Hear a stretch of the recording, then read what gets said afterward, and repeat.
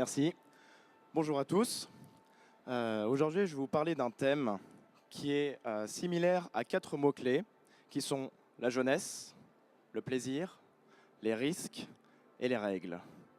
Donc ce thème est assez récurrent.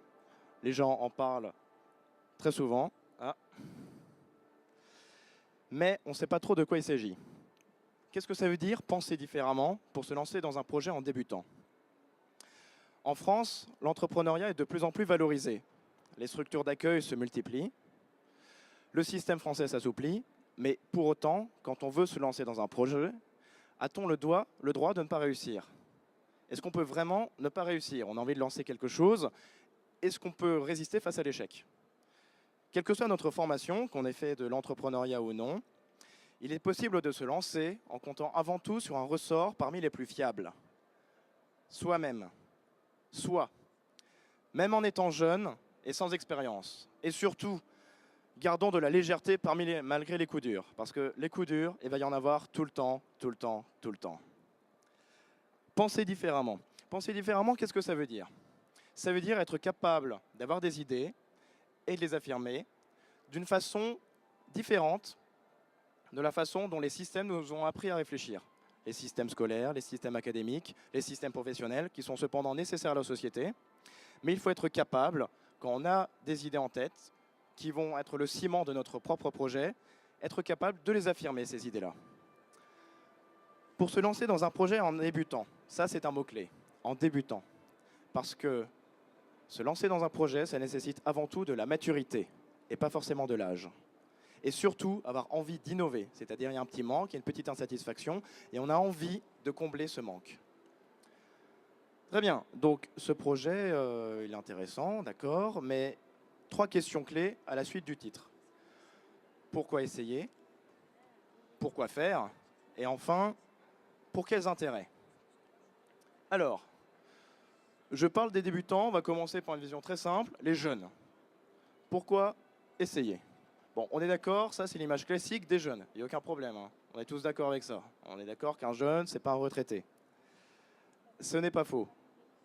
C'est pas complètement vrai non plus. Les jeunes sont capables de faire d'autres choses. En l'occurrence, ils sont capables d'étudier et de se bouger. D'étudier, c'est-à-dire je mobilise mes ressources intellectuelles, 2-3 neurones minimum. Me bouger, je suis capable de bouger 2-3 muscles. Dans les 2 cas, je mobilise des ressources. Dans les 2 cas, je fais quelque chose de moi-même.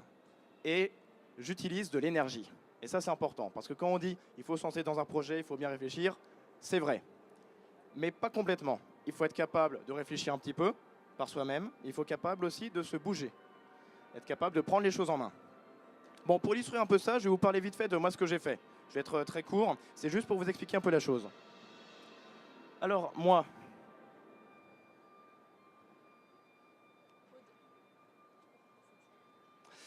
qu'est-ce que j'ai fait? Alors, juste pour étudier, j'ai beaucoup travaillé au collège, lycée, prépa. J'ai atterri dans une grande école d'ingénieurs, le SPCI Paris Tech, qui est dans Paris, où on étudie physique, chimie, biologie. C'est très bien quand on est en manque d'idées, qu'on a envie d'en chercher pour se lancer dans un projet. C'est très intéressant parce que dans ce cas, on prend une idée et on la tourne dans tous les sens pour voir ce que ça donne. Bon, mais ça veut dire beaucoup travailler. Est-ce que c'est forcément la meilleure solution? C'est bien de travailler un petit peu, mais il ne faut pas cogiter à 100% non plus. Donc, il faut se bouger un peu. Et bon, moi, ce que j'aime bien, c'est pas spécialement le sport en équipe, c'est surtout la danse de couple. Tango, valse, salsa, kizomba, samba, il y en a plein, hein, c'est génial. Mais il y en a une que j'aime beaucoup, c'est le rock. Le rock 4 temps, pour ceux qui savent faire le distinguo entre les 2 types de rock. Alors, je suis accessoirement prof de rock dans une grande école.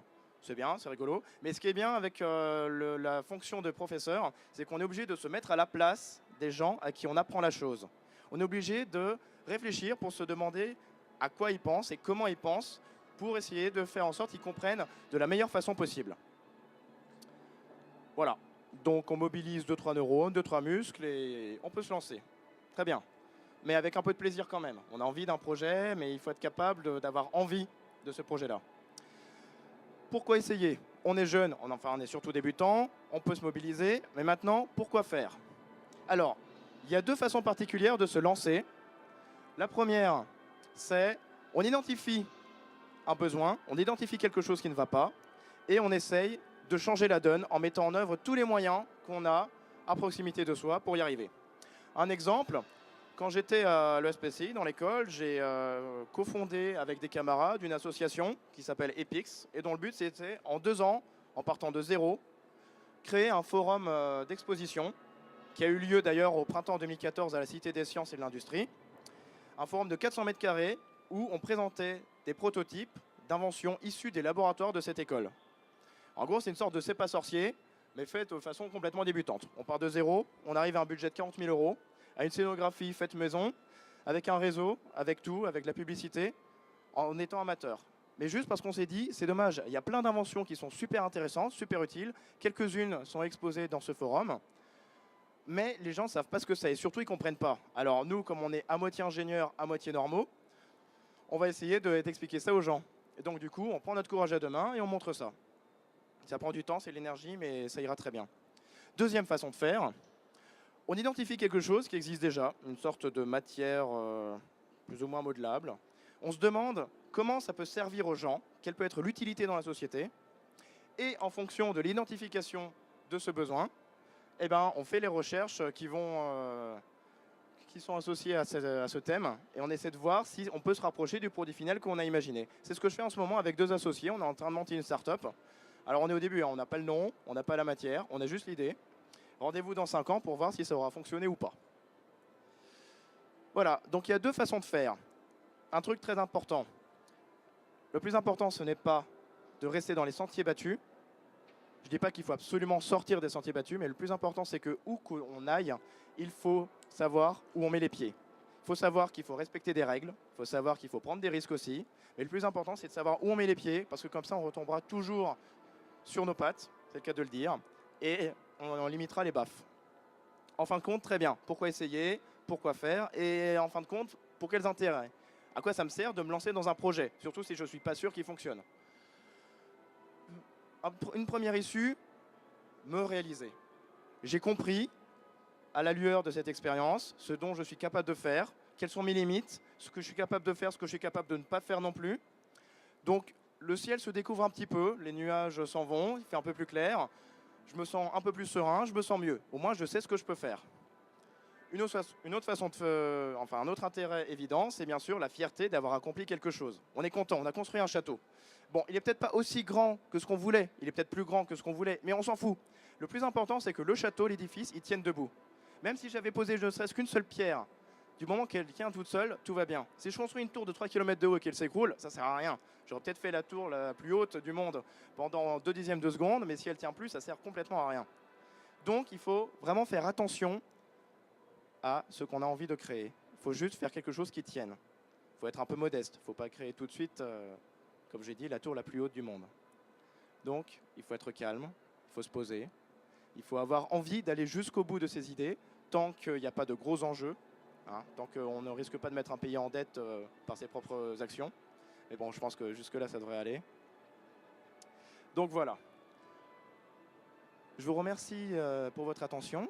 Je vous rappelle les 4 mots-clés du discours. La jeunesse, qui va aussi avec l'idée des débutants. Le plaisir, parce qu'il faut avoir plaisir à se lancer dans un projet. Les risques, évidemment, il y en a. Et bien sûr, les règles, il y en a quelques-unes qu'il faut respecter. Si vous aussi, vous voulez penser différemment pour vous lancer dans un projet en débutant, on peut toujours en discuter par mail. Voilà mon adresse. Je vous souhaite une bonne journée. Merci Alexis.